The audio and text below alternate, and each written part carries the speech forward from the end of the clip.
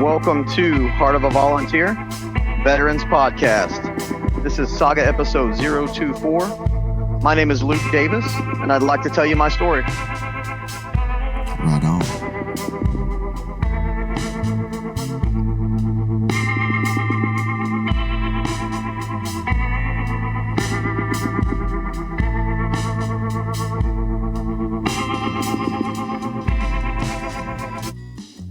Hey, Luke, man, welcome to the show, brother. Co-hosting, man, like a champ. What's going on? Hell yeah, brother. Happy to be here, man. Thanks for having me. Just loving life, man. Dude, I've had a really good time, man. Talking to you about the show, getting things kind of organized. You know, it takes a little bit of work to get an episode up and running. And, man, it's been awesome reconnecting with you, man. Absolutely, man. I think we've touched on some stuff that, you know, it took years to kind of distance myself from it, but coming back to it, man, I've learned a lot about you and learned all the connections we've had, and it's just been great catching up, brother. Yeah, absolutely, dude. Absolutely. Yeah, we're going to keep doing it too, man, because like I told you, if you come on the show once, we own you. Dude, love it. You made a deal with the wrong podcast, man, but it's going to be a good time. Hey, so where are you at right now, dude? I know you're not, you're out and about, so tell everybody what's going on. Yeah, I'm actually in Springfield, Ohio. I'm a truck driver right now for probably the next year. I'm just making some money, and I'm getting some repairs done on my truck, and just kind of chilling for the weekend, waiting until they do those on Monday, but getting paid for it, and just kind of kicking back and laying in the sun with my dog and just relaxing. Yeah, that's pretty cool, man. You get to take your dog out with you. Oh, it's great. You know how it is. Companion, man. Absolutely. She keeps me sane. Hey, how far can she go, without you having to stop, let her out and stuff like that? Oh, man, she's such a good dog. She's always been awesome. Like she lets me know. She can talk to me. She'll kind of stand up in the seat and give me the look. Right. And she's a trooper, man. She'll hold it in, until I stop usually. But if she lets me know, we don't go much further because we've had one incident. It doesn't take many mishaps to let you know you got to stop when you got to stop. Yeah, dude, I've always felt bad when that's happened. It's happened like 3 times to me, and all during PCS moves. You know what I mean? Oh yeah. And yeah, I always felt bad about it, but I guess that kind of stuff happens. Yeah. Oh yeah, it does. Yep. So what's wrong with your truck, man? What's going on with it?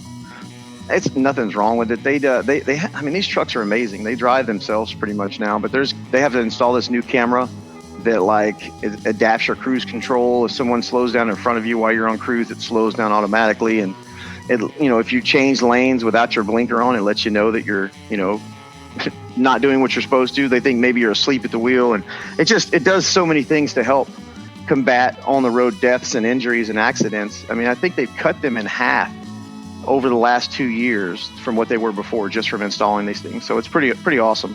So we're not talking about LMTV cabs and stuff technology. We're talking about like next generation. Yes. Yeah. This is the last ditch effort, I think, before they try to introduce the free driving trucks that drive themselves. They're trying to do everything they possibly can. Like they're going from half manual, half automatic fleets to pretty much all automatic, so that the couch potato can pretty much come into this job and do it. Because we got so much freight to move in the United States, and there's just not enough drivers now. Really? Oh, it's crazy. I mean, it is a huge deficit of drivers for what they're needed. So the pay is ridiculous. It's like the perfect storm if you wanted to get into this industry right now, because the pay is just ridiculous. See, you should have told me that before, man. We could have started talking about it an episode, but now we have to do that episode. Absolutely. So let me ask you a kind of a sci-fi question. Okay. Is it even possible to take and start building new roads and leave freight, the roads that exist now, like the big highways, turn those into freight roads, and then have other roads designed for electric cars, connect to it and just cruise along? Is that the future? I did some research. When they started talking, there was a TED talk, and this guy was talking about going full automated for everything. And their biggest argument is that, well, I love driving my car. I don't want to have something like the movie Time Cop, back in the day was Jean-Claude Van Damme. I don't want something to drive me around. I like driving. But what they're going to do is incentivize your insurance and make sure that it's so cheap to do this method that people are like, why would I own a car? Why would I do all that? But the biggest concern is they don't have the ability to widen roads in so many places. It would just cost so much that they don't know who would even pay for that, because states and people who pay for the roadways already are pretty much maxed out what they're spending. So what's the money going to come from to do that? So they don't really have the fundage to do that. And then so the normal people are like, well, I'm not just going to jump all in and go with this automated driving service. I'd rather drive myself until you guys get it figured out, I guess. Yeah. But I have to think about this, man. It's like, if I am let's just say, I work in New York, right? Mm-hmm. And in order for me to to live, comfortably, I live, like an hour away. So right. I get in my car, maybe I do manual drive, get myself out of the neighborhood, they give you that, so you enjoy it. And then once I get I lock on to the highway and it's like everyone's going the same speed. They're going the same direction. If your car is programmed to get off at a certain exit, it talks to the other cars and they make way for you to get over, and it's seamless. So that's the idea. So I'm sitting there thinking, man, it's like, I get into my car and, it's almost like the Jetsons where he's shaving in the car because now he doesn't have to do anything. Right, autopilot. So, but here's the thing. If I did the shaving, I got dressed, I'm ready to go. The only thing I didn't grab was I didn't grab my coffee. I didn't watch the news, but I can get in my car and I can watch the news. I can have a coffee, some kind of coffee thing made in there where I have a cup of coffee, and maybe I've got my laptop, and there's a port there. I set it on it, I open it up, and now I'm actually at work. I can be at work. Yeah. Or I can. You're not far off that. You're not far off from what we can do now with carpooling and things like that. I think the biggest scare thing is, well, what if one of those, computers have problems? What if something happens going 65 miles an hour? And someone dies. It's like, oh, well, hey, let's not use that technology yet. So I guess they're just in the very early stages of the beta testing, but that's the idea. If you're on the go and you need to be accessible from the moment you get up, how much that would be great to be able to start your day on your commute. Yeah. Well, I just imagine, you, let's just say it comes down to all freight vehicles are autonomous, but there still has to be a human there.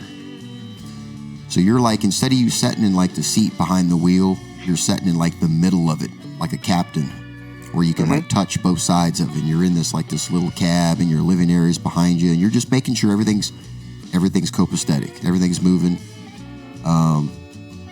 But just think of how much you can get done, man, while that's happening. Even if you're traveling, let's say I was going to go out to LA again, and I jumped in the Sprinter van, and it's automated. And I could, if it took me 3 days to get there at a nice little pace, a couple of stops and stuff like that. And I could be podcasting. Yeah. I could be, you know what I mean? I could be still working and being productive. And then when I get there, I'm enjoying life. Of course, by the time all that stuff is there, the whole plan will be a disaster. Probably it wouldn't even be worth going to LA anymore.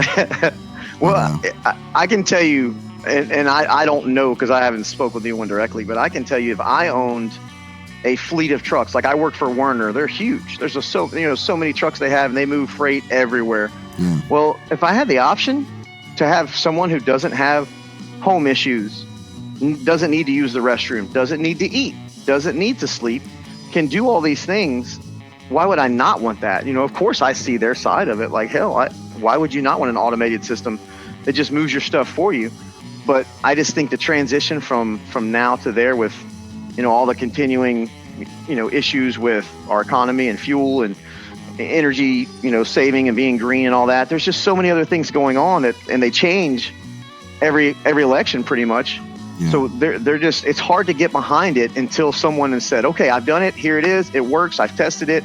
Now start buying them. But then the price tag is going to be, who knows, $1 million a vehicle or something. It's going to be outrageous. So I wouldn't blame them if they moved into that, scape for the future for themselves.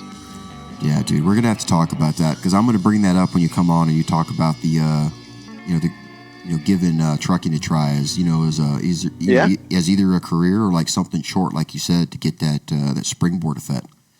Right, absolutely. Onto something new. It's interesting. It's opened my eyes so much, and it's just something I took for granted what they do, and I don't even do the hard job. I don't drive that far, but these guys and girls who do this, man, they deserve some respect. But the industry is right now at its sweet spot for people who are kind of looking for a new career. So definitely let's talk about it soon. Yeah, you meet any veterans out there, man, you give them, you tell them to listen to the podcast. Yeah, absolutely. And reach out to me if you have questions. I don't care who it is. Just let me know if you need some info. I'll be happy to help. Hey, there it is, folks. Hey, you're gonna know Luke by the time this thing's over. So if you got any questions, hit him up on Facebook. I apologize in advance.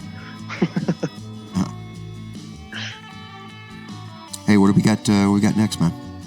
Oh yeah. So let's see. Let's move into veterans business, brother. Veterans business. I like this part, man. Hey, so folks, we've got the Staff Sergeant Aaron Butler Memorial Run. Remember, it's going on up there in Eagle, Idaho, August 17th. Chris, is that that trail run? It is, man. It is. That's so sweet. It's gonna be good, man. I keep hoping that they get some good weather up there. Some rain and things like that, and make it a really good run. You know what I mean? Yeah. Oh yeah, man. Make it one of those sloppy runs. Yeah. Hey, if I was closer, I definitely would go. I think that'd be a good time. Absolutely. It looks like a freaking great time, man. It's going to be a lot of fun. Yeah, good terrain there. Hey, then after that, we've got the Harmony Music Festival that's going on. Rancho Del Rio, Colorado, August 8th to the 11th. Hosted the Buffalo Commons, right? Yeah, Buffalo Commons is going to be there. Oh, man. Yeah. Dude, I got a chance to listen to them since I saw it on the Facebook page the other day, and I listened to a couple of their songs. Mm-hmm. My favorite one is Patterns, and dude, it's like if you took Jack Johnson and he made a bluegrass band, like that's what they sound like. It is legit. It's freaking awesome. Yeah, man. I'll tell you what, the singer for them, Tyree Woods, he was in my battalion there in the spring. I didn't know that. Yeah, and he can sing, he can play, and the thing is, man, he's just got a huge heart, huge smile.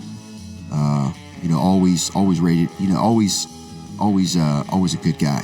You know what I mean? And I'm glad he's got it going, man. And his band is rocking and rolling. So it's gonna be good. You and I were talking about this, right? This is not just like a festival. This is like you go out and you camp and like you stay there and get engulfed with it, right? Yeah. From the 8th to the 11th of August, dude, you're like in a campsite with the Rancho Del Rio River, like runs like right by it. You can go out there, like the concert could be going on, and you could be on a tube just floating. Oh, dude. And from what I'm seeing, man, they've had it going on since 2006. So they've got some years under their belt doing this thing, and it looks like it's going off without a hitch. So that's exciting stuff, man. That's what a beautiful venue. You know what I mean? Yes. Just the nature, brother, just getting out there and enjoying it all, and some great music and some good people, I'm sure. Yeah. Well, you couldn't have a rock fest in a place like that. You know what I mean? Well, the thing is, it just doesn't fit that area. But, you got some bluegrass and some folk, man, and some country and, maybe a little bit alternative of some sort. That's like perfect mix. And then, of course, it's Colorado, man, And, good vibes. Everyone's going to be vibing. Yeah. Yes, sir. Hey, so Luke, awesome. We've got, we were talking about our new upcoming podcast series. The roadmap. Yeah, the loosely named PTSD Roadmap with Ted Doc Snyder. He was my PA there in 4-4, in the Springs, and he's connected, man, to the PTSD, and he's going to be bringing on, probably 5 or 6 amazing episodes, just walking everybody from, the minor PTSD to the extreme, and how to get help in between. That's great. This is going to be a changer, man. And I'm humble, brother, to be a part of this, man, because he's bringing some dynamite to the show. I love the sense of that format where you have different walks of life going through different, all of us are, not just veterans, everybody's going through their own stuff, and they need some help, some mental help along the way. But just having sort of a way to show that there's different shades of this thing is great to try to reach those different people. I love that format. Yeah, I'm just glad we can do that. We've been trying to find a good format that works. We've got some polls and surveys that we're going to be putting out on Facebook and other places, so we can continue to refine the format, so we can really lock it down, and it gives us a chance to bring in amazing content, like the PTSD Roadmap series. Yeah, that's the way to do it, I think, with anything, in my short dealings with media and making videos and dealing with different audiences and trying to find what connects.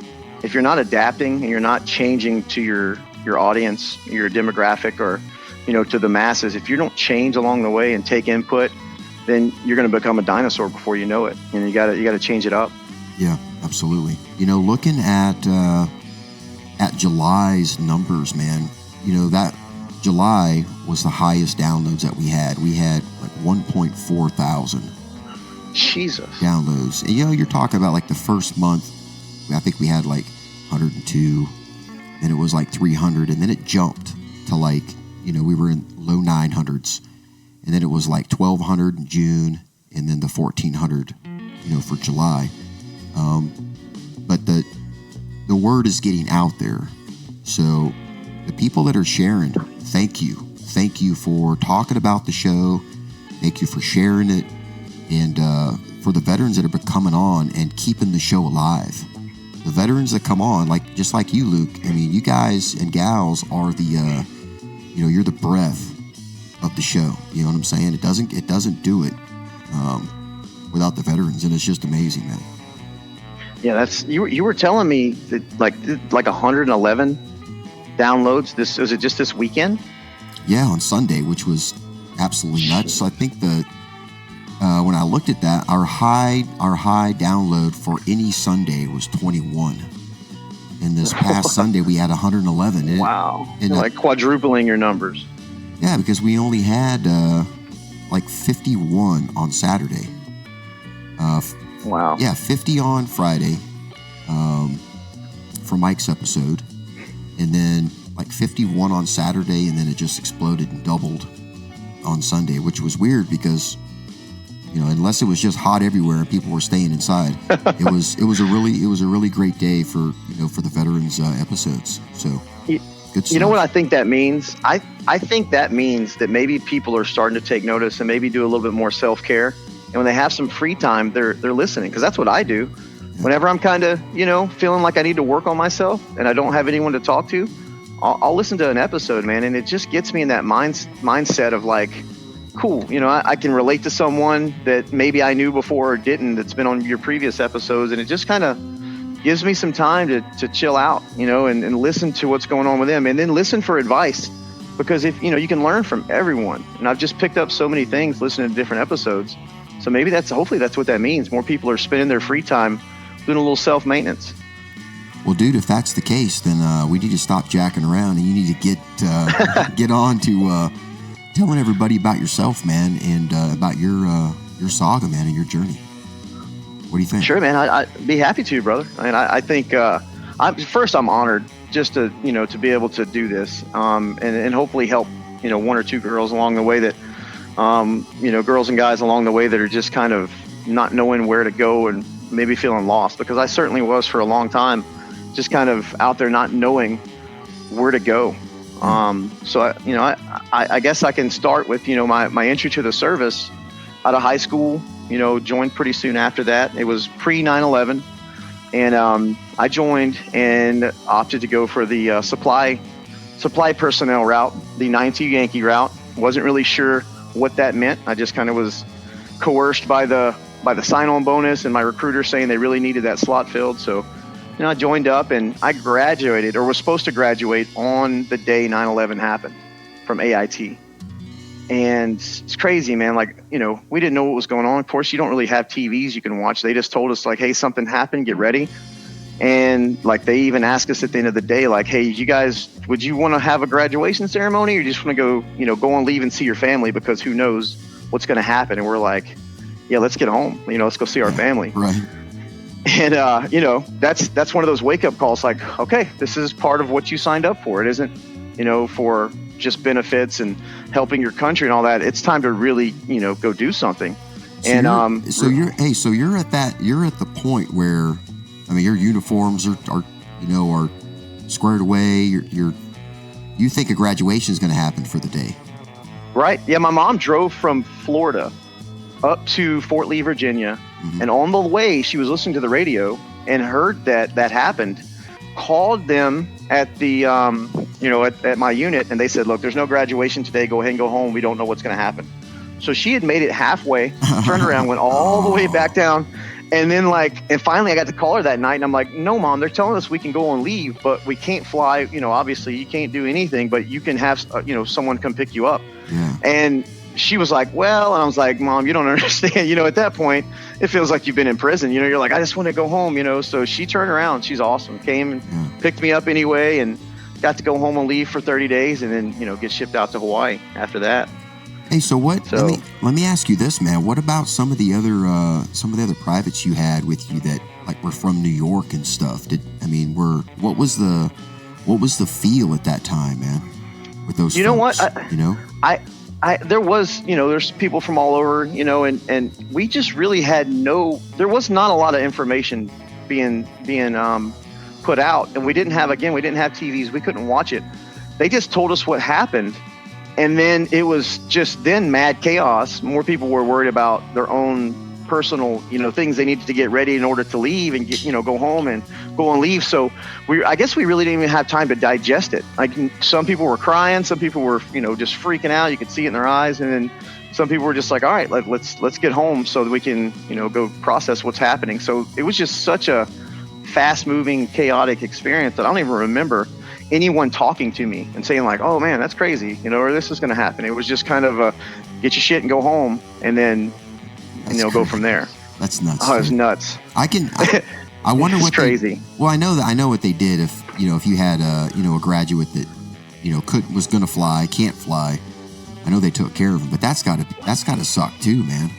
Oh yeah, I'm sure. I was so lucky. I was one of maybe 10 whose parents did that for them. The rest of them were like, we're just holdovers until they figure it out. Yeah. Just sitting there trying to figure it out. And then, just kind of wondering, like, when am I going to get to see my family? Or because you don't know when you're a dumb private. You're like, am I just going to go straight to war? We're supply at that point. Like, we weren't going straight to anywhere. You still got to learn all the stuff. So, yeah. But, I think it was just crazy. At that point, dude, you're only at like 5% information level. You're only authorized to know 5% of like all the knowledge you'll ever know at that point in time. So and it's very, very jaded, old training manual and FM information that's been there for many, many years. So it doesn't even really apply for for the most part. And then of course you got, I still remember like when I was talking to students that were coming to the school. Mm-hmm. Before everything was kicking off, and the rumor mill just started churning. Mm-hmm. Now we're going. Now this unit's going. Now this unit's going to be going. Hey, that's my unit. I'm going. See ya.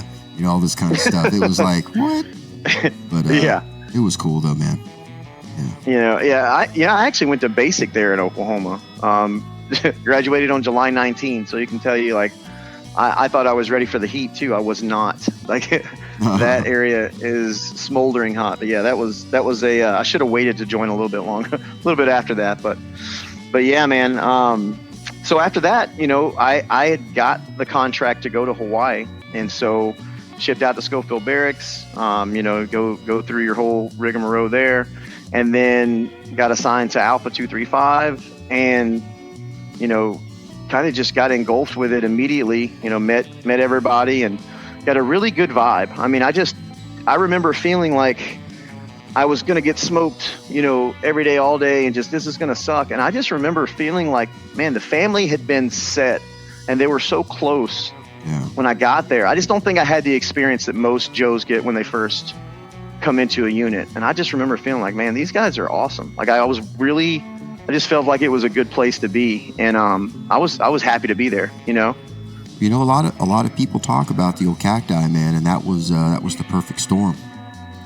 Dude, it started, our old sergeant majors and stuff were great, but we had a first sergeant that was one of the main guys that in Black Hawk Down. He was a E7, and he was mentioned in that book several times, and he was just like such a chill dude. I mean, I don't think I've ever had another first sergeant was just that laid back, but just really big on like take care of each other. He had been through the shit not many had other than him at that point, because a couple of them did Desert Storm, but not many guys had been through it. And he was just, that was First Sergeant Cooper. He was an awesome dude. He was the chalk leader from Black Hawk Down. Yeah. Good dude, man. And he just kind of set the tone. And from there we got, some amazing battalion commander and sergeant majors that just made it. I mean, we just clicked. It was awesome. Good time to be there. Perfect storm, dude. It was a great time. Oh yeah. Yep. And so I jumped in, learning the supply stuff here and there, and just kind of at first was like, man, I got it made. Like these guys, they have to go out for like weeks at a time and do their training, and I get to chill back in the rear and like maybe go get them chow and stuff. But that lasted for about a month or two, and then I just felt like a piece of crap. I was like, man, I don't want to do this. Like I don't want to be the guy that sits back and like comes out there with a clean pressed uniform and like, gives them some stuff and goes back. I just felt like I wasn't doing enough. And so I started, then going out and asking the first sergeant, like, hey, can I just go out and be there the whole time and maybe learn some stuff? And he's like, absolutely. We need a radio watch 24/7. You're it. So I was just like, and during the day, it was me and Ford Coates and one broke dick named Neff. And like we just sat there and we would trade off and watch people train. And after a while, I was just like, hey, first sergeant, like, can I get in there and like do some of this stuff, to learn? Maybe if I'm resupplying, it would help to know what you guys use, what they may need for different. And he was all for it. And he was like, hell yeah, dude, come on. And what first sergeant was that? That was actually J-Dub. That was First Sergeant Wilson. Oh, Willie? Yeah. What's funny is he tried to recruit me when I was in college before I joined the military, and he remembered me. And I thought he just didn't like me for the longest time. But he was like, no, man, I tried to recruit you. And you were like, hell no. But he turned out to be a really out-of-the-box thinking leader, and he challenged the shit out of me. But he let me do cool stuff. Like every deployment we went on, to training deployment, and every time we went out to do mount training or anything, he let me play with you guys. Like he let me go out and learn, because there was always somebody that was hurt, or, some dude's pissed hot and they needed some guys, or for whatever reason. And it clicked, and I loved it. And I mean, any award I ever got in the military was from an infantry position that I was filling in on. Right. And I immediately regretted not signing up from the get-go to be infantry. And because I had like a sign-on bonus and all that, they really couldn't legally OJT me.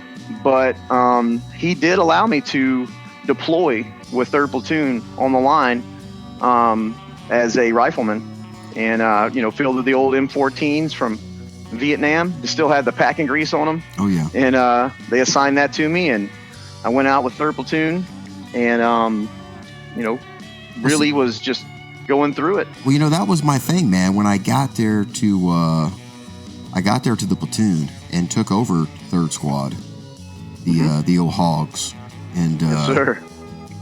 I didn't know you were an infantryman. I mean, you're rocking and rolling with everybody. I'm just like, all right. And then when I found out, I'm like, all right, that's cool. And but yeah. So. Well, that was the thing. So when you first volunteer and you join the military, that's one thing. And I really feel like they shouldn't have you pick your MOS until you've been there a little bit. But I get that people want peace of mind knowing what they're going to do once they get done with training. But I really wish I had more time to kind of digest all that. But, you know, when I got there and then I realized that there were, you know, 5 or 6 dudes that were just broke, that weren't going to deploy and do an infantryman's job. And there was that big hole, and I didn't even want to do supply. I hit the first sergeant up and was like, hey, since there's 5 more guys in here than we need in supply, can I actually deploy and go do some good? And he was like, absolutely. Like, why would I say no? There's no way, you know, you need bodies. And he knew I was competent enough. He said, look, you're never going to get promoted to E5 in this capacity because, you know, we can't ask somebody to follow you if legally on paper you're not supposed to do that job, but, you know, go get some. And we did a lot of missions in that year. And so I definitely got my share of it and learned a lot, and got broke off a lot. Did a lot of long marches in the middle, you know, you were there. Oh yeah. A lot of crazy stuff went down, man. But yeah. And I, you know, until the sergeant major, until it hit them that I wasn't sure if I was going to re-enlist, and they didn't know why I wasn't doing my job as a supply guy. It kind of came down the ladder that, like, look, we really can't have him doing that. You know, he's got to go back to the supply room, which was like a dagger to the heart. You know, once you've been going through it with your brothers and you feel like everybody's needed on any given mission to do the job, and when they pull you from that, it's like being, you know, pulled from your family, and it really sucked, man. Did you get pushed up to Lagman? Were you like one? I did. That was probably. Yeah. I bet that's the reason you got pulled out of the platoon, because of the whole. I think every supply within the battalion was like pulled to battalion. Yes, for aid missions, for humanitarian aid missions. Yeah. Even like, so 2nd Platoon was pulled there from their FOB that they've been operating out of for the first like 6 months or whatever. So they got pulled to Lagman, and then they pulled me out there. And I mean, I'm not going to lie, like, it was ridiculously contrasting from being on a line, because they didn't really need me to do anything. Like, I would just go to, you know, Sergeant Bartlett from 2nd Platoon and just ask him, like, what do you guys need? And he'd tell me, and I'd call on comms and let them know at Kandahar what they needed, and they would send it, and that's it. Like, I didn't do anything else. So all I did was work out and get swole for like 4 months, you know, and, you know, ate like 6 meals a day and watched a bunch of TV shows that I would never watch in normal life just because that's all we had on DVD. So watched some OC and some One Tree Hill, brother. Getting some history, man. So that's the brainwashing, dude. That was the Taliban's job. It was like, hey, only put these series down in the bazaar. We want them all to be. We will destroy them from the emotional. inside out. Right? Exactly. Bunch of hipsters. It's funny. Yeah. So yeah, I mean, we did that for the remainder of the deployment, and then, you know, we came back. I knew, and I just had. It sucked. It sucked for one. You were there, like, during their CIB ceremony, to be one of the guys that did the job, and to not be able to get that honor, and then see guys that I knew were just chilling in the supply room and, you know, for whatever reason, and weren't going out, and for them to get that honor, that hurt, but I understood it. And then afterwards, like, you know, 4 or 5 of my really, you know, closest friends came and gave me their CIB and was like, you know, here, dude, you earned it, which that meant more to me at that point than they'll probably even know. Yeah. But then, you know, we came back, and I was just like, you know what, I don't know if I want to be a part of it anymore, because I think I was just young and naive about how the inner workings were set, you know, in order there. But I just kind of felt like I was slighted, so I chose to, you know, to get out, and I got out pretty much right after we got back from combat. Now, what kind of going back, man? It's like, you know, what are you leaving behind, like friendship wise, when you're getting out? So, I mean, this is kind of paint the picture for the listeners, man. It's like just like the pull that you had, like being pulled in two different directions. What's crazy is I want to go another step further and say that this is the point where you should first start doing some searching inside for possible signs of PTSD or issues with coping. You know, coming back to the real world is crazy enough, because even just all the different colors and smells and things that are there that you've just been not accustomed to for over a year. Coming back, it's culture shock, you know. But they ask you, you know, you go through all these different questionnaires of, you know, do you think you have this? Do you think you have that? And we're just lucky to be alive. You know, we made it through something really tough. We're alive. I'm fine. You know, why would I not be fine? And that's the overall feeling. And then you've got your brothers there with you after you redeploy. And so you're, you know, drinking it up and hanging out, and you're just talking about how crazy this or that was, but you're going through it together. And, you know, it's different if you're, I guess, on the mainland, but to ship home I went back to Alabama, to ship that far away, to feel, I mean, and you guys were already getting ready to redeploy. To feel distance was an understatement. I mean, I felt like I didn't have anyone, you know, to talk to, because they were getting ready for the next thing. And, you know, I just kind of felt like, you know what, let me leave this part of, I didn't want it to be the highlight of my life. I didn't want that to be my peaking moment, like some people have it in high school or whatever. I didn't want to be the guy that let the military and my deployment define my arcing part of my life. And so I just distanced myself from it and kind of said, okay, I'm going to put my effort into school, to college. And that was something I did. It's not going to define me. And I just pushed all those emotions away. And it's the worst thing you can do, to let something that's been all encompassing for years, the biggest part of your life, to just push it away, because then you're really not in touch with how to deal with, you know, the void you have. Well, something so bold too, man. So, you know, outside of yourself, bigger than yourself. You know what I mean? Right. It's, right. I mean, I think just going to Iraq, if I just went there to visit, that would be a very profound experience. You know, absolutely. Going to Afghanistan just to visit would be like a very profound experience. But actually going there and like knowing that you could die here in this place.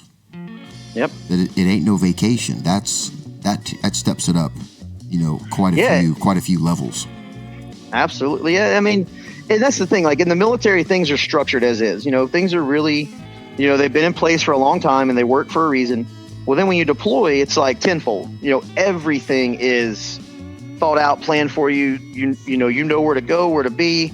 There is no escaping. You know, there's no going out and partying and missing a formation or anything. It's just, you know, you're all going through it together, but it's very strict. Yeah. So at the time, you know, you're like, oh, this kind of sucks, man. I wish we didn't have to do this and all that. But then when you get out and you realize that, man, like everything requires you to be on the ball yourself, and there's no one that's going to, you know, map it out for you. Yeah. That was a huge shock in itself. And, you know, most of us, when we got out, I didn't work out anymore. I didn't get up and do PT. I didn't eat meals when I should have. I was going out and partying. I don't do PT now. I don't do PT like that. I CrossFit changed a lot for me, and then I'll go into that, you know, more later. But one of the best things I think you can do for mental health when you first get out is don't change everything. Yeah. Don't change everything in your life. At least get up, stretch, go for something light, or go, you know, just go do something. Go for a swim, go out and just walk, and, you know, just get that moving going, because the chemical balance in your brain works much better if you're not fogged up with all the crap that you put in your body all day. Yeah. And it helps to clear the old dome, you know, and clear the crud. Now I found it again now, but I wish I had stayed with that, because I went straight into like, oh, I'm 23. I kind of feel like I've missed the last couple of my years of, you know, being in the military, and, you know, I was kind of popular in college. So I definitely had fun. You know, I went out and drank and partied and chased girls and had my fun time. And, you know, it caught up quick, not so much in the physical form, but mentally it started to take a toll. I mean, it really did. And it really was just a self-destructive, you know, time period for me. So do you think, so what you're saying is, and I think I know what you're saying, I agree, is that, you know, when you get out, keep doing what you're, like the stuff that made you, you know, different from everybody else. You know, different from civilians that you're around now. So keep, you know, that's one side of it. Keep Absolutely. Your appearance up. You know, keep your kind of have a little bit of structure instead of just going off the reservation, right. Jumping off the train and jumping into you know, a gypsy camp and living type business. Yeah, Well, you can't compartmentalize stress. Your body just feels stress as stress, right? So if you're not eating right, if you're not working out, if you're not doing anything for yourself in the health aspect for your body, that's going to be some more stress you're putting on your the chemical imbalance. Like I said, the feeling, looking in the mirror, not feeling as much pride about yourself because you're kind of not as in shape as you were. Those things start to weigh on you. But then you get stress from everything in life, and if you look at it like, man, if I can keep as many things the same when I do any sort of transition in life, if I keep them the same as long as possible and start to dip my toe in the water and transition a little bit more smoothly, it's an easier transition. But when you go from having everything, ironed out for you to being free to do whatever you want, and then there's all this temptation in front of you, it's hard for anyone to do that transition without some sort of, hurdles in the way that shouldn't maybe be there, but you're just adding to your own stress. Yeah, without a doubt, dude. You gotta be able to be fresh. You know what I mean? Get yourself as close to zero as you can. You know what I mean? Absolutely. Yeah. My advice is the same that O'Brien said in his podcast with you. It's like when he was saying that when people want to become teachers and they want to go in that field, the first thing they need to do is make sure they give themselves their PTSD check, whatever. When you transition out of the military, it's my advice to everyone, use that time because you have free help. Start then and just go check in with someone. Just go see what's up, because if I had done that at that point, I think the trajectory would have been a lot different. And I just didn't check in with that. I just said, I'm free, I'm going to go party. And I did my time, so to speak. And I felt like I should be able to enjoy myself, which is not the healthy way to go about it, I don't think. Well, how did school go though? Was that like a different, kind of a different degree? So the thing is, in the military, you get used to doing things on time and being early. And I was always great about like, all right, I'm going to be there 15 minutes early. I'm never going to, miss a class. I wasn't late for classes. At first I was on time. I took diligent notes. I treated it, like my job. And I was going to class, but then it was afterwards, going out and partying and stuff. Started to catch up here and there. And I immediately I was into video. I did videos when we were deployed together, just as a hobby.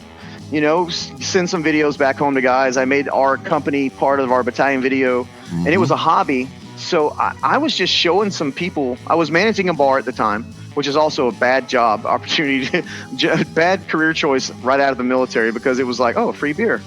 So right. I was like drinking beer, and some guys were in there, and I was showing a video to someone else. I think I was showing them our battalion video, and these guys were really interested in it, and they started chatting me up, and lo and behold, they were the film crew for our football team at Jacksonville State University.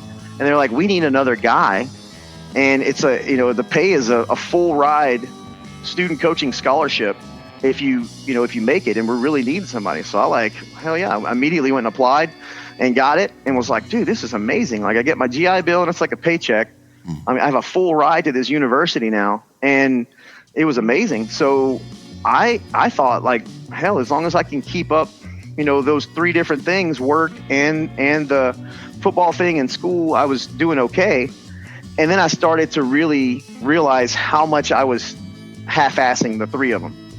I was really? Not giving. Yeah. Oh yeah. I just piled on so much, and I wasn't treating my body the right way. I was drinking and not eating right. And, it just became overwhelming. And then something that people really should pay attention to is, in college now, everybody takes Adderall. And somebody introduced me to it and said, look, you have a test tomorrow. We were studying together. He was like, here, take this. You'll be able to study all night and make 100 tomorrow. And it totally worked. And I realized then, I was like, man, this is like a get out of jail free card. Like, anything going wrong, you can take one of those. And you're like using, I thought, at the time, like, oh, you're using so much more of your brain power. Like, it's giving me energy. I didn't realize the negative effects it was having. So, I went to the doctor and asked him if I should maybe take it, and told him what was going on. And they're way too lax in their screening process. At least they used to be. And they were like, sure, here you go. And they prescribed me like the holy shit amount that you should. I mean, it was way too much. Wow. But the thing is, my family and friends I've always been in groups of really good, caring people in my whole life. I've been really fortunate with that. Yeah. And they were amazing people around me. And what they saw was, hey, you're making straight A's. You're doing great with the football team, and you're working on top of that, and you're crushing it. So, there was for them on the outside looking in, they were like, oh man, you're killing it. And so nobody really approached me like, man, things aren't going right. And eventually my roommate started saying, hey, I just noticed you're not really yourself sometimes. You're here and you work hard and you do everything, but your emotions are just not really fully Luke anymore. Yeah. And that started becoming the wake up for me. And that was after about 2 years of college, making straight A's. I really took a hard look and was like, man, something's going on. And I decided to drop out of school for a little bit, go get refocused, and took a job, just to kind of get away from it all. And that started my process of like, okay, if I'm in school for no specific goal, or if I'm just grinding my gears to do something, and I don't have focus, and I'm using something to help me excel in that, like something's wrong here. Right. Yeah. So I distanced myself from school, started working. I was a GM of a roofing company, and things were going great, and I stopped using anything. I stopped drinking as much, and worked up to buy my first house, bought a brand new vehicle, and was like, I'm successful. I should be happy. But I still wasn't happy. I still was out there trying to figure out, like, what am I supposed to be doing with my life? And I started realizing that when I was before using drugs and, alcohol to I guess, push aside my feelings and just kind of, saying as long as I work hard, things will work out. And it was then that I was dating a girl who was really nice, but she knew I wasn't happy. And she recommended I read this book, and it was called Become Who You're Born to Be by Brian Souza. And I read it thinking, okay, I'll do it for her. She was kind enough to bring me the book, so I'll read it. And that one book has changed so much in my life that I recommend everybody read it. Even if you're doing what you're supposed to do for your career choice, just read the book. It's amazing. Become Who You Were Born to Be. Brian Souza. Yes, it's not a long read. It's a one day you can read it. The basic synopsis of it is it's a lot of different encounters and things, and like there's the story of the guy who started Starbucks and other really, really successful people. But at the end of it, it begs the question, okay, if you could do anything for the rest of your life, it doesn't matter what, you don't have to think it's too crazy or whatever, but if you could do anything and make enough money from that to support yourself, to be able to eat, healthy, pay your bills, and have a healthy life, what would it be? Dream big, pretty much. Yeah. And I had just been introduced to CrossFit from a buddy of mine, and we had been talking on the phone. I had been doing it as a workout, and I started really like looking at these videos, and it was just like I could not stop watching videos and researching about this thing, this business model they have and what it does for people and changing their lives. And I knew when I read the book, I was like, I need to own a CrossFit gym. Had no idea how to do it. I had no idea how to run a business. I was dreaming, but it was so impactful in my life. It just, it grabbed every ounce of my being and said, this is what you need to do. And I'll tell you, man, the moment that I decided that's what I was supposed to do, everything opened, the seas parted. Everything that I needed to get in my life to make that happen was almost given to me without me even telling people. It was just like the universe was aligned with what I needed to do that job. And it's so crazy. I went and, I made the money to open the gym. I only had to save up, around $30,000 or $40,000, borrowed a little bit from people, but I opened the gym with zero debt and bought all the equipment I needed. I negotiated the renting of the space so that I could pay for it, in a rolling scale as I had progressed in the business. But I signed a personal guarantee and had 0 members and was not fearful at all. I look back now, I was like, how ballsy was I to think this thing is going to work and to sign my life, like guarantee, like I'll pay you $3,000 a month eventually every month, no matter what. And had 0 people signed up, opened the doors. And I'm telling you, man, it was just crazy. I mean, it was in a part of Atlanta. People said you'll never, that's not a place to open that kind of gym because it's like $150 a month membership. They're like, that's not gonna work there. And dude, within 6 months, I had like 50 members. Yeah. Within a year and a half, like right around a year and a half, 2 years, I had 107 members, the most in Atlanta. And there was already, like 50 Atlanta CrossFit gyms at the time. It's a really saturated market. Yeah. But because it was what I was really meant to do, I couldn't go to sleep at night so excited about the next day. And I would beat my alarm at 4:35 a.m. every morning, get up on my own, could not wait to get there. And it was just the most amazing thing how crazy it grew. I couldn't even keep up with the growth. It was so fast moving. And everything started clicking. I met my wife, things were going well. And it's the same thing as when you started telling me about this podcast. The excitement behind what you have going and the realness, people get behind that. And people were helping me that I didn't even know because they saw the passion, and everybody loves an underdog, but people just really want to be a part of something wholesome. Yeah. And I didn't bullshit people. I just told them things. If I didn't know it, hey, I'll learn how to do that better. But I didn't have people sign contracts. It was like, you know what? If you're paying $150 a month, I should earn your business every month. So there's no contracts here. Once you want to leave, you should be able to leave. I hate contracts myself. And so that alone, people gravitated towards it. And I just went against the grain with my heart and my gut. And it's the same thing you're doing. And like I told you, I wish I could help you more with the podcast just because I love being a part of what you're doing. Oh, and you are? I mean, you are though, man. Yeah, that's the point of that book.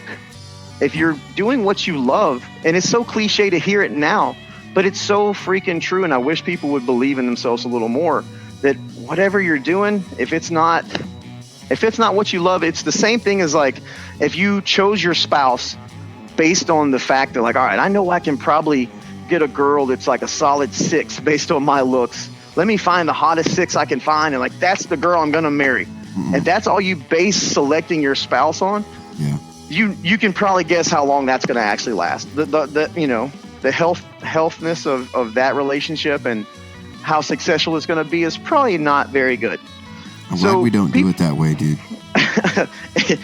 Some people really, honestly, that's how they do it. They really don't care about structure or substance or values or how someone is. They just really go for looks, and then they expect these relationships to work out.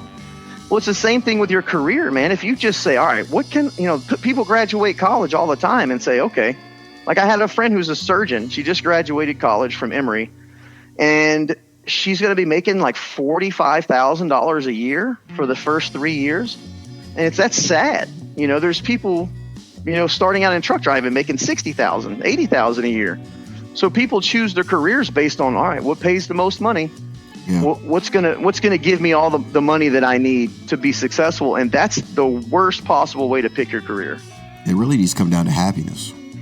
Absolutely. What's going to intrinsically drive you to be a better person?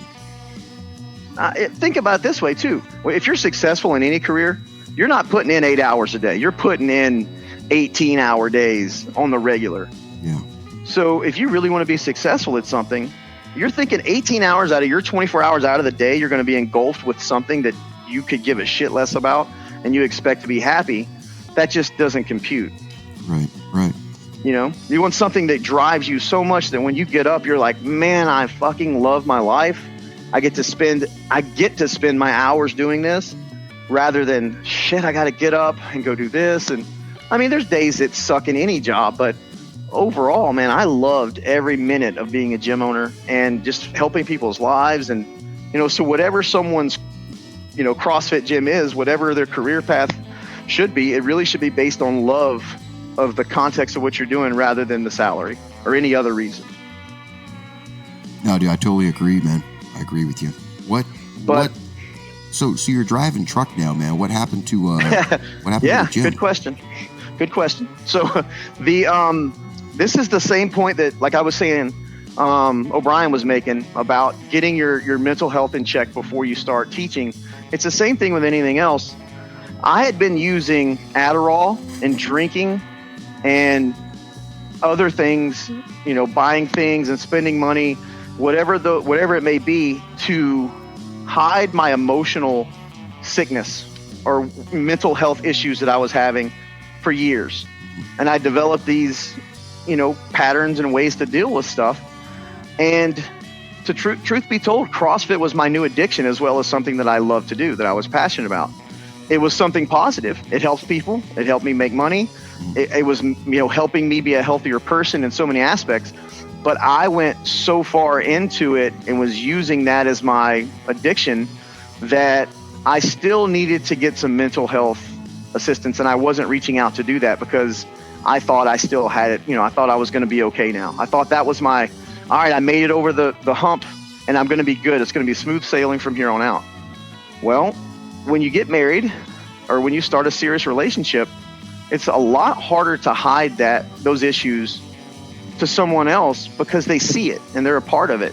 Yeah. And they day to day know that things are, the status quo is changing, and they don't let you lie to them for very long. As you can lie to yourself all the time, but if you really love somebody, they're going to ask, are you okay? And after a while, that begins to become a fight of like, what do you mean, am I okay? What's wrong? I'm fine. And it wasn't until I was about to get married that I actually told my wife that I had been a combatant in the military. I didn't want her to judge me.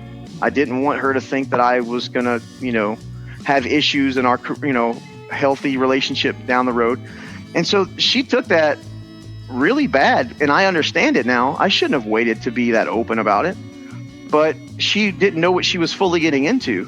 And it started to rear its head. When anything you're doing, you're going to have hard times. And I was mismanaging the crazy, wild, successful, gym was so wildly successful that I was mismanaging the funds. I wasn't putting enough aside for growth and investing back in the business. I was just saying, like, I got it, whatever, babe, let's buy a house. Let's do this. And it was so irresponsible, but it was because I still didn't have my mental health in check. So, it became harder and harder to run that and be a good fiance and then eventual husband. And then we had our first son and be a good dad. Like, all those things were becoming increasingly harder to deal with. And I didn't know why it was fading. It was just right in front of my eyes. Things were getting worse and I didn't know what was going on. And, people were leaving the gym for whatever reason. And it was me. But I just didn't know at that point what the issues were. So I slipped into bad habits. I started drinking again, started taking painkillers, started taking Adderall, started doing things that I was doing before that were horrible for me, and I knew it, but that's where you need the help of a mental health expert. Right. So I felt like the answer to all my questions was answered when a mutual friend of ours, Sergeant Pettit, died. He's an SF guy. John Pettit, man, he was my roommate for years. Tough son of a bitch. I know he went through Ranger School and got peer dropped and went back through it. Yeah. And then also went through selection, didn't make it, and went back through again. And then was a Delta on top of everything. And, he was just the toughest mental guy, mentally the toughest dude I ever met.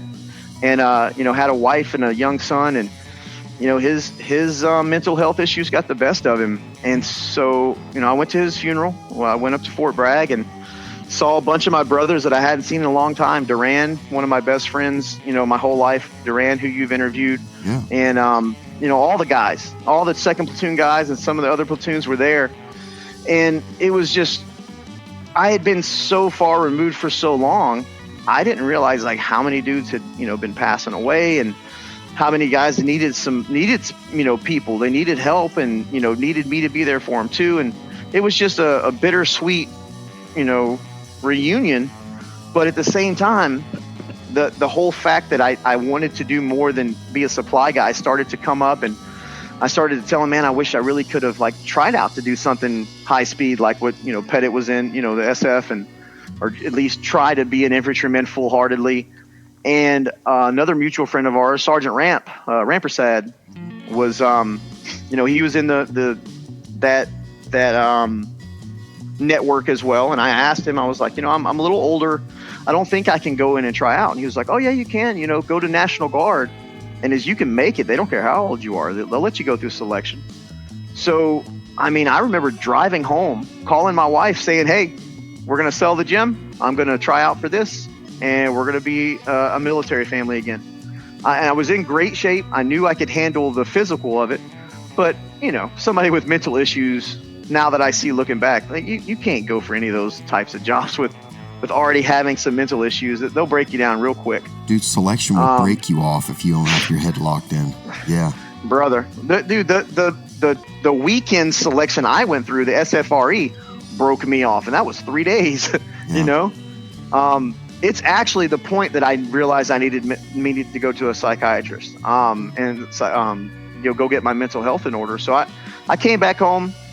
My wife wasn't for it. She was like, look, I didn't marry a military guy. You know, that was your past. You know, I don't really want to do this. But then she knew the things I was struggling with, and I proved it to her by, you know, working out 3 times a day, coming home, reading books on SF and studying, and started stepping my game up. And it was, now I realize now from going through therapy, they say like, yeah, you have the ability to put all your eggs in one basket really well.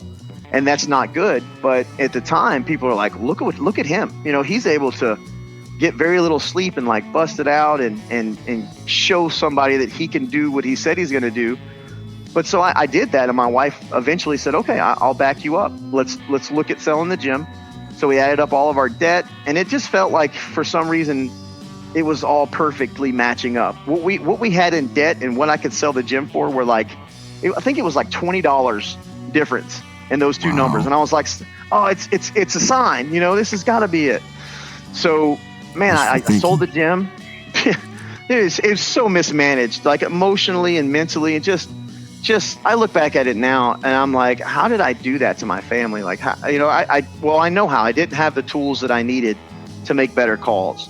Yeah. And I feel like a lot of people go through that, not just veterans, but especially veterans. When you come back, you feel like, I'm working hard, I'm doing the right things I think I'm supposed to be doing. Why am I hitting a brick wall every day?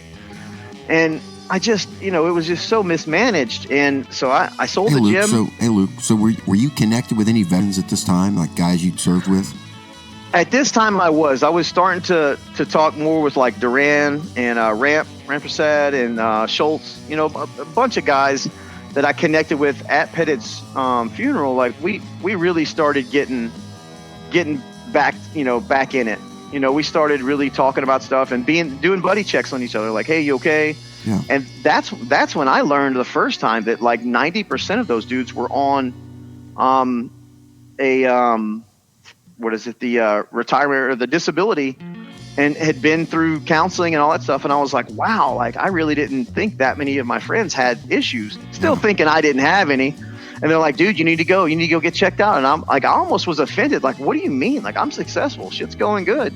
Why would I go do that? You know, why would I, you know, they're like, dude, I'm telling you, you need to go. Yeah. And after that, I felt like I was helping them out. I'm like calling them, texting them, like, you guys good? Everything fine? And so I trained up and got ready for my SFRE selection, and it was 3 days. And so the first day, they, you know, I'm the older cat there. They made me the class leader, crush the PT test, do all the stuff here and there. And then the final event was a unknown distance and timed event with, I think it was 85 pounds, or maybe it was 80 pounds. But, you know, so you weighed your ruck and everything and started out. And they told us, like, don't be the guy that just finishes middle of the pack. You know, you need to be one of the front guys if we're going to send you to selection. So, like, 2 guys they bolted out of the gate. I'm like, all right, I'm going to stick with those guys. And I made it all the way back around in 3rd place, all the way to the beginning. And then the cadre, you know, the SF guys, like, all right, cool, halfway, one more lap. And I remember thinking, like, I have done fucked up. like, this is not going to work out well. I had just toasted my legs, and I started cramping up so bad. I could take like one step, and I had to like lay down to get the Charlie horses out of one leg, you know, and then the other one would start cramping up. And I mean, I knew about halfway through that second lap, I was like, I'm not even going to be able to finish this damn thing. I went way too hard, and I just didn't plan it right. Yeah. And then during that walk, that really long, arduous walk of going, I know I'm not going to make it, and this sucks, but I'm still going to have to finish. I need to finish this thing. All the emotions that I bottled up for years, dude, they hit me. Like, they just came like a flood, and every emotion that I had backed away hit me and told me what I needed to do. Look, your mental health is shit. You're not being a good husband. You're not a good dad. You're not making good decisions. And this is one of them. And oh, by the way, you've put all your eggs in this basket. What the fuck did you do? Yeah. And dude, from there to getting home and talking to my wife, she knew that, like, yeah, that you need to get some help. And I'm glad that you're finally at that level of like, okay, I need to do this. That even though I got invited to come back to try out for SFRE, you know, for selection there, we knew like, no, like there's no, like, mental health is my next priority in life. So she's an awesome, I mean, I'm still thankful. She's such an awesome woman. She was like, look, I'm working, I'll pay the bills. You don't do anything else, but you work on your mental health. So I treated that shit like my job, and went to the Atlanta VA, which I had such a positive experience, man. Like, walking in the door, the dudes at the front and ladies at the front are like, they could tell the way I looked, just my face. They're like, what do you need? We need, you know, whatever you need, let's get you there. Dude, that's awesome, man. Yeah. Oh man. Like I started crying. Like, yeah. I started crying right there, just feeling like, it's like when your mom hugs you. Yeah. I felt like embraced when I came into the building. Welcome. And those weren't even like mental health people. Those were just the guys that are veterans that work the front door. Yeah. And dude, from there, I went into like group counseling, which I didn't like because it was mostly like addicts, and it was me feeling like I had to like be positive for other people rather than working on myself. So I finally got them to send me to a psychiatric team. You know, you go to psychologist, psychiatrist, and then the nurse to, you know, check different stuff. And I was having such a positive experience from them. It was just going so well in my mind. Like, things were going great. They were on the upswing. I asked to go every other week, and I wished I could have went more, but it was just going really well. And then the Atlanta VA decided to open their own mental health, like, wing, or their separate building for just mental health in Atlanta. And they cut all of us from our caregivers and sent us there. Well, my first appointment was a month and a half away when they did that. I got there, and it was already stressful enough, changing all that and feeling like I was like cut, you know, the rug was pulled out from under me. When we got there, the day of my appointment, my doctor was sick, and there was no one there to take me in and start the process. And they were like, well, we'll just reschedule. And I was like, okay, it happens. You know, it sucks you don't have someone else that can take their cases for the day, but okay. When's the next appointment? Oh, about a month and a half away. And I lost it. Yeah. I mean, I was like, I remember saying, like, you know, like, this is why people are killing themselves. You have to have a better framework for this. Like, I am at the point where my marriage is about to end because, you know, things are going so bad that, but since you've pulled the rug out from under me, my wife and I had been looking for this day like it was Christmas. And now I have to go home and tell her she's going to have to endear me for another month and a half in the same state I'm in. Like, I don't even know if I can go home. And it just crushed me, man. I mean, it really broke me down. And that was in 2016. And my wife, you know, bless her, she stayed with me as long as she could. We had a second kid in that, you know, in the middle of all that, and she tried. And really, you know, day after day of us going like, okay, well, let's try this and try that. I was just lost, man. And I eventually, we made the decision to split up, not get divorced, but to let me go and do whatever I needed to do. I think it was just a last ditch effort for her to go, man, I need the guy that I loved to come back.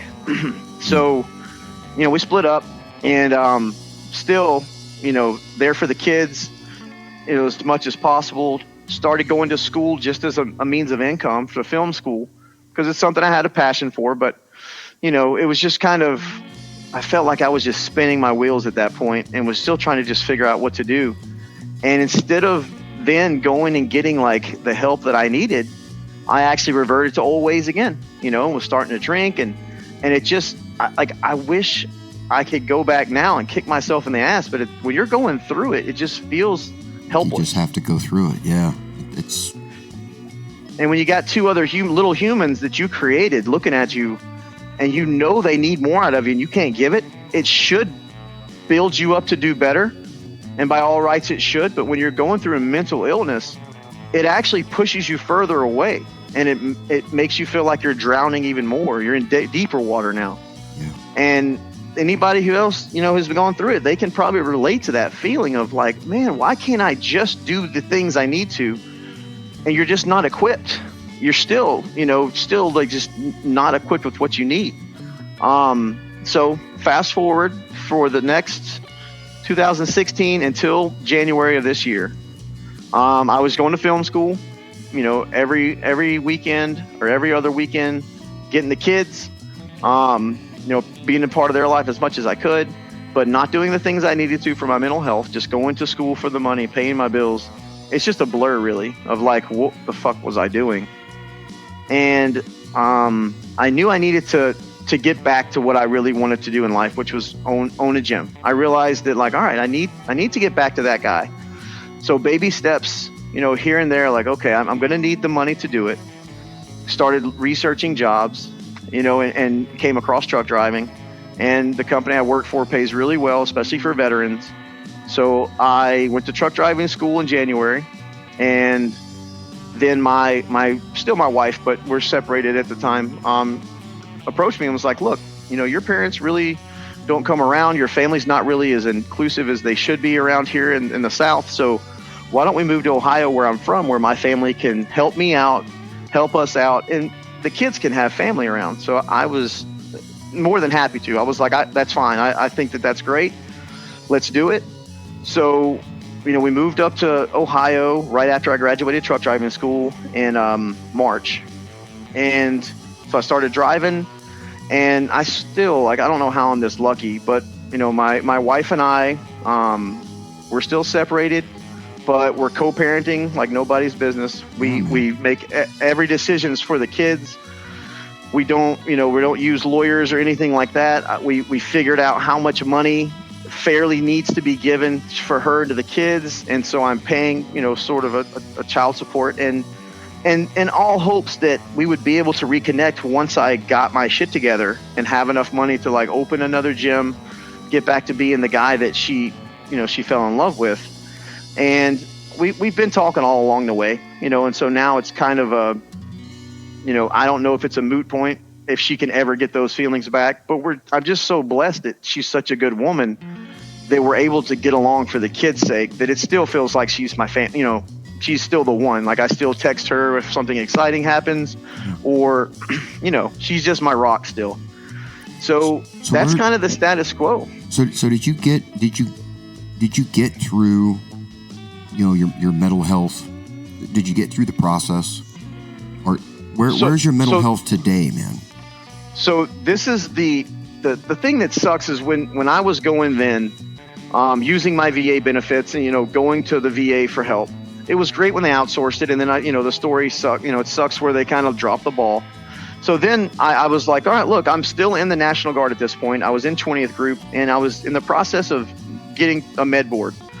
And they were so amazing about it that they led me the entire way to get med boarded out, which I didn't have that experience in the regular Army. If somebody was getting med boarded, it was like, they were a piece of shit. Well, the 20th Group approached me about it because they knew what I was going through. They helped me get everything done.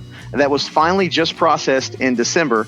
So I'm now retired from the military, and I have amazing benefits, so I can get my own mental health, instead of having to go through the VA and get, have the ball dropped again. So we just recently got approved for, all of our benefits, and my wife found the team that's going to start taking care of my mental health. And I actually tomorrow was supposed to be my first appointment, but I kind of got stranded here with the truck driving. Yeah. But I worked it out with my boss. Every Monday is, I'm not going to be working on Mondays. It'll be my mental health day, and I'll start seeing the team actually next Monday. So the process is still there. I'm still going through it, but there's a light at the end of the tunnel, and that's just kind of the status quo as it is right now. Luke, I'm proud of you, brother. I'm proud of you. I appreciate it. I hate that you've had to take, that forced breaks have been put upon you, because, you'll notice in the PTSD roadmap series that you have to stay with the process. Any gaps within the process, and you notice that as soon as they shifted you over from one place in Atlanta to the next and, changed, your doctor up, it's a shock.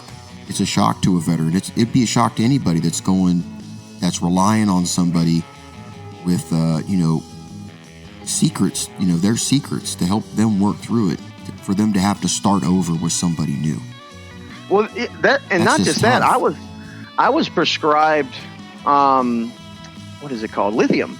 And that's the reason my unit asked me if I wanted to be med boarded, because you can't even be deployed because it's such a very sensitive medication. You have to get your blood levels checked on the regular. It has to be a certain exact level. Well, when the VA dropped the ball, they didn't just drop my visits to the psychologist and psychiatrist. They dropped the ball on my medication. And I didn't have healthcare any other way. So I couldn't just go out and get the medication from anyone. So I learned now that that's very, very scary. And that's kind of the straw that broke me, was the chemical imbalance of getting off lithium and like a immediate stopping of that. Yeah. It's very bad. And that's what took me down that like 2 or 3 year road. I think it just really messed me up. And, I can't say that I have made all my bad decisions because something was out of my control. I should have done a lot of things differently, and I see it now, but nobody can make decisions when they're not in that situation and feel the same. It's just when you're in the situation, it feels totally different than hindsight, and you're looking back like, why did I do this? But I'm so fortunate that there's a person out there that I'm not even in a relationship with anymore that still cares enough about me to help me with this. And that's my wife. She's been an amazing person through all of it. And now her only thing is like, even if we don't get back together, I still want you to be happy and healthy. And she's, done the phone calls for me and helped me find the person that I'm going to go, see and all that. So I've got that support structure. And the biggest deal that I would tell anyone else, when you figure out your stressors and your triggers, those are the things that if you don't keep those at bay, those are the things that are really going to keep you from progressing. And physical fitness is one of those, things that help you keep it at bay. Meditation, all those different tools are really important.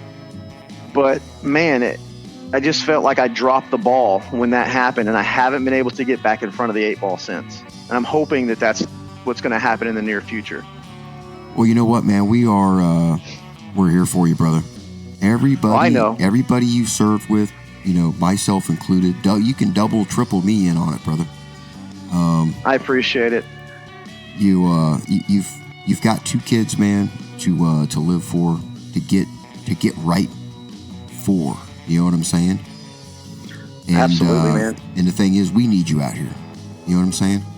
It's not just we need you out here. And I love being a dad, and I love being able to help my fellow, combatants and people that I've served with. It does make you feel better mentally when you're helping others. There's no doubt about it. Man, I freaking love being a dad, but I know I'm operating at about 50% of what I really can be for these kids. Right. And through your podcast and the people that have been on it, people that I never even talked to, really, I've reached out to people like Perchek, man, and what a cool dude. Yeah. He and I have connected, and we've messaged back and forth, and he's helped me, and he really doesn't even know me. These things are important. What you're doing is changing lives, dude, and I'm so happy to be a part of it, and I can't wait to see where it goes. You know, it's Luke, what you were meant to do. Yeah, I'm glad you came on, brother. Me too, brother. It's man, you know, folks, this is the thing that I don't like is that kind of gets to me is the gap that we have, and I totally understand it and get it, and you know, this is what the show is trying to do, is trying to, you know, help veterans out when they have that gap where they don't have people that they know, that they served with, you know, that they depended on, there to help, you know, kind of keep their ego in check.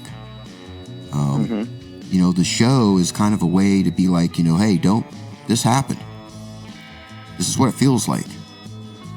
And this will happen to you if you don't do it right. That's a good message, man, that, you know, for veterans that are, you know, going through even the smallest struggles,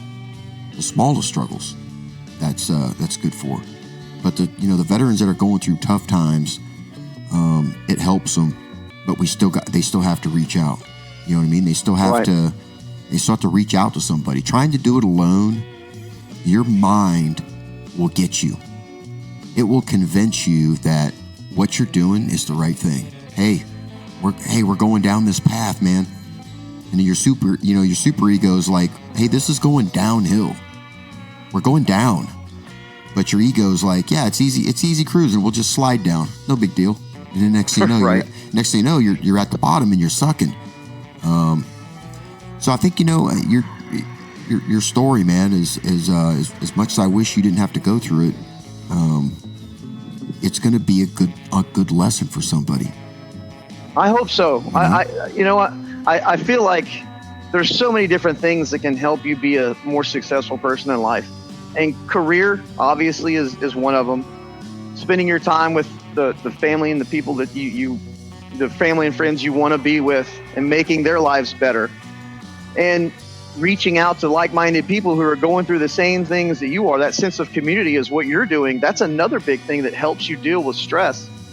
But then there's also, you know, I'm learning it the hard way. I have learned it the hard way. Another thing that's on your own personal self that you have to take responsibility for is your own mental health, not just veterans. You got to do that on your own. You can't have an ego. You've got to go get help. If you don't think you ever need to go talk to somebody that's a psychiatrist or any sort of mental health professional, just think about the fact that your parents weren't perfect. And if you're a parent, you know you're not perfect. What are some things that maybe make people better that your parents just didn't know to do, or your leaders just didn't know to do? Why not go to somebody who can give you a study guide for life that can help you break it through to that next level without having to go 1,000 miles out of the way? They're going to give you that beeline direction and give you the tools to make you a better person and enrich your life. I think everyone needs to do that self-check and drop the ego, you know, and go get some help. That's a great point, man. That's a great point. I like that. Hey, you heard it, folks. I mean, if you're not taking care of yourself, you can't be there for other folks. You just can't do it. You'll end up screwing them over. Right? The oxygen mask. You know, I talked about that. Yeah. Same thing. You can't help others until you put your oxygen mask on. And then once you do that and you put their oxygen mask on, then you need to look for the bigger oxygen mask. How can I make my life even better? Because you can, in turn, then help their lives a little bit more too. And can keep going from there, keep growing. You know, Luke, we're going to be talking here in the next couple of weeks when we start up the PTS Roadmap series that, you know, it doesn't matter, man. You can be, you could be a first sergeant that retired. You still got issues. You know, I know officers and even senior NCOs that have gotten out and taken great jobs. They still needed help. So just imagine, you know, if you're just the average veteran out there, you know, for me, man, being out here, it's like if I could make myself better. You know, if I could go and see somebody and talk to them, which I do not on a regular basis, but I do. It's that tune-up, you know, it's that checkup. It's like, hey, everything's going good. Hey, are we still following this? Yep, still on that. It's going great. And that gives you a chance to to get rid of the clutter, the stuff that's holding you back, the stuff that's keeping the potential, capped, allows you to open that up and level up and get to the next level. And that in itself, man, that pulls your family, dude. You know what I'm saying? Mm-hmm. It pulls your Absolutely. family. If you can bring that kind of, stability to your family, it's amazing. And you owe that not only to them, but you owe it to yourself. Like you said, Absolutely. you gotta put your mask on first, because you cannot be there for others if you're jacked up. Absolutely. You know what, Chris? I talked to my wife today. She knew I'm doing this. She knew that she was excited. She actually just texted me right before you called and said, "Good luck." Try not to tear up. But she even said, through, you and I talked about it, there needs to be the point of view from the spouse that's going through it. And she's said she would be glad to help and do an episode if you wanted to from their perspective. Yeah. Because they go through a lot with us, and it's not easy. And I don't know how we're making it work, but I'm also, I'm making it known that I know it's a lot to deal with, but I feel like a lot of people, when they start going through these issues, they don't realize that they didn't sign up for that either. They gotta go through this with you too. So you gotta be really empathetic through their eyes. Like, man, this is a lot. Yeah. So once you start on the road to recovery, then you got to check in with them and let them know, like, hey, that sucked, but I'm also here to help you grow, and let's get through this together. And that's just what I've been blessed with, is somebody who's like, we've held hands going through it. Yeah. And now on the other side, it's like, wow, I would love her perspective to help other people, because I know it's a lot to deal with. You know what, Luke, I think the other veterans and their spouses and their family members would love to hear that too. No doubt, man. Yep. I'll here to help. We're gonna talk, man. Absolutely. Yeah, I'm here to help, man. We're not even close to being done. Like I said, man, you just came on here for the first time. Now we own you.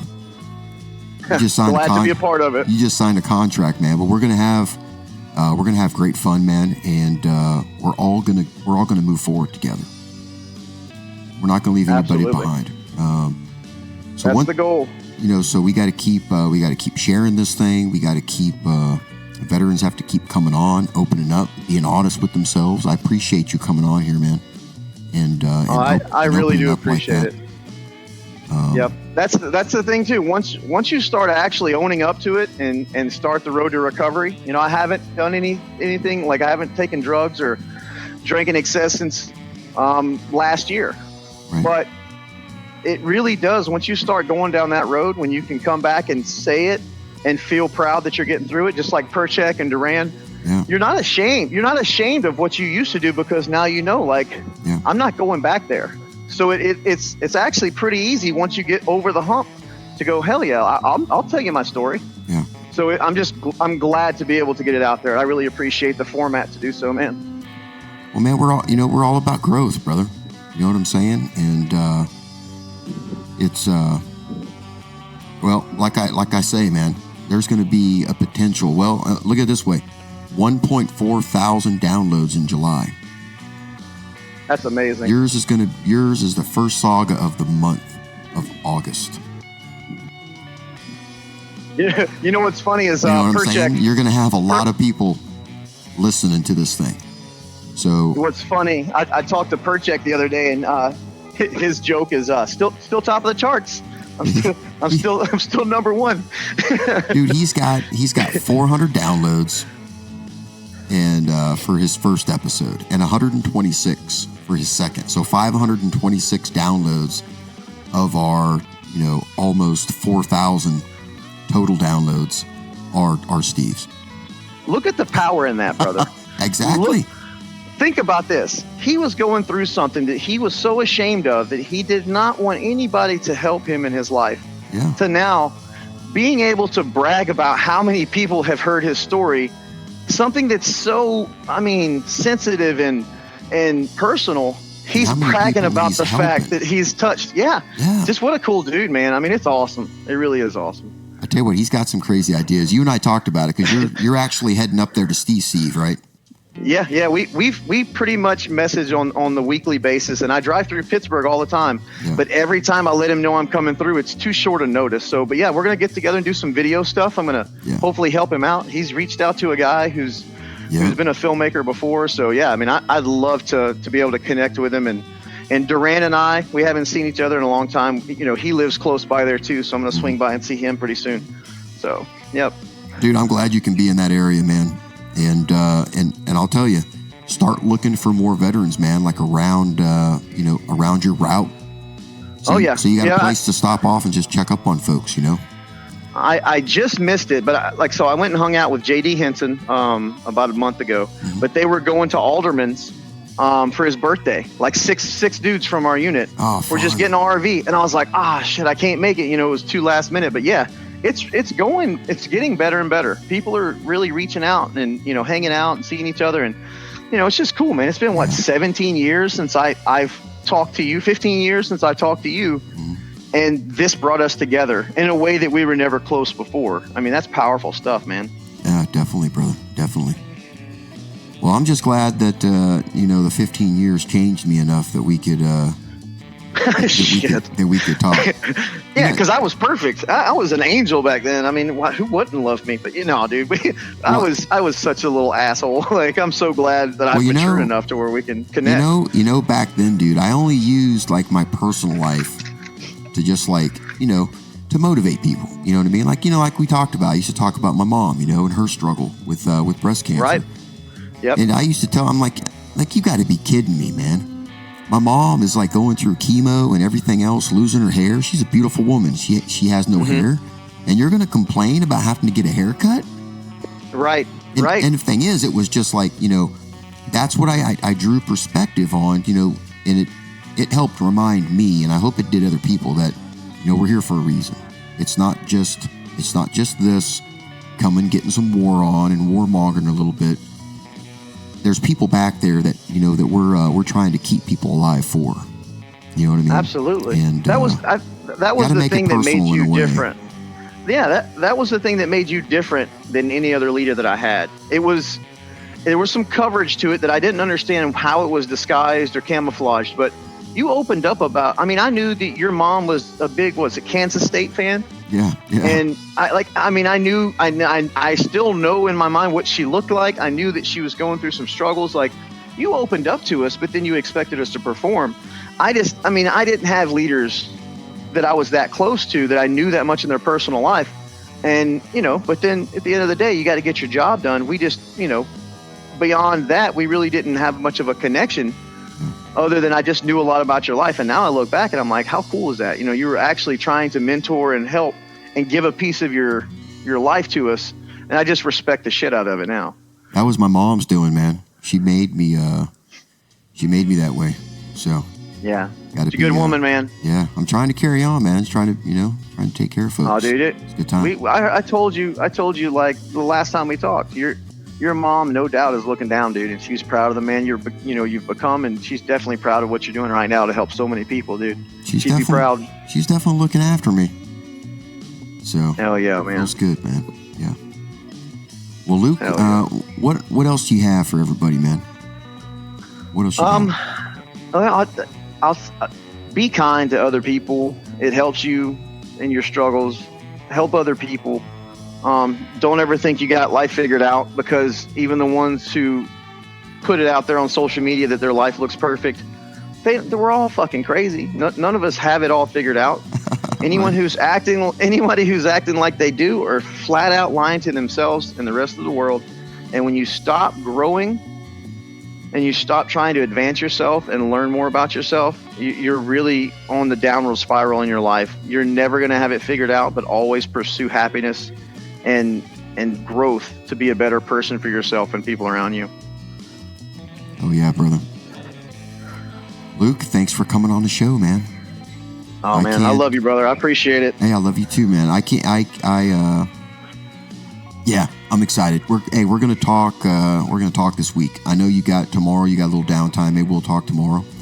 Trying to work on this next episode about the truck driving, and then hell yeah, reach out to Christina and start working on that. Kind of, work up a little a little format for her to kind of go through, because it's tough to go through that if you don't have kind of an A to B to C movement. So yeah, we'll the three of us will chat and we'll figure out what that's going to look like, man.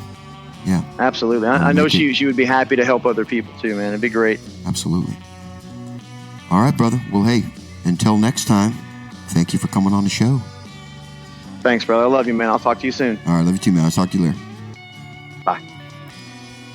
Ladies and gentlemen, hey, that was Luke Davis, Saga episode 024. And let me tell you, Luke has been, he's been down a tough road. But as you can see and as you can hear, he's coming back. He's rebounded hard. And the thing is, he's got his head back in the game. You can't let the system just shut you down. You have to continue to work it. Don't trust yourself when you think that you got it. Let someone else take a look. Don't trick yourself into thinking. That's your ego, folks. That's the thing that comes on and says, yeah, drinking a case of beer is the right thing to do. That's your ego. Your super ego is that person that's like, hey, you probably shouldn't do this. And if you got a strong super ego, it shuts the ego down and you make good, timely decisions on how to manage your life. So let's start to work on that. All right? Let's start to work on that in the community. Start talking to people about that. And let's get people back on their feet. Let's get them the help that they need, and let's get them leveling up. Hey, I appreciate every last one of you out there that are listening. And those that haven't listened yet, I still appreciate you too, because I know you love veterans. You just haven't got a chance to get the podcast in your hands yet. Keep sharing, folks, because that's the only way we can do it. Hey, I've been in Facebook jail 2 times already. I'm going to go for a 3rd. I'm going to share the hell out of this episode. So help me out, folks. Let's spread the word. Everyone's got struggles, but everyone's out there to help everybody. Everyone have a great weekend. Be safe. Love each other. Hey, go out there and hug a veteran. Peace.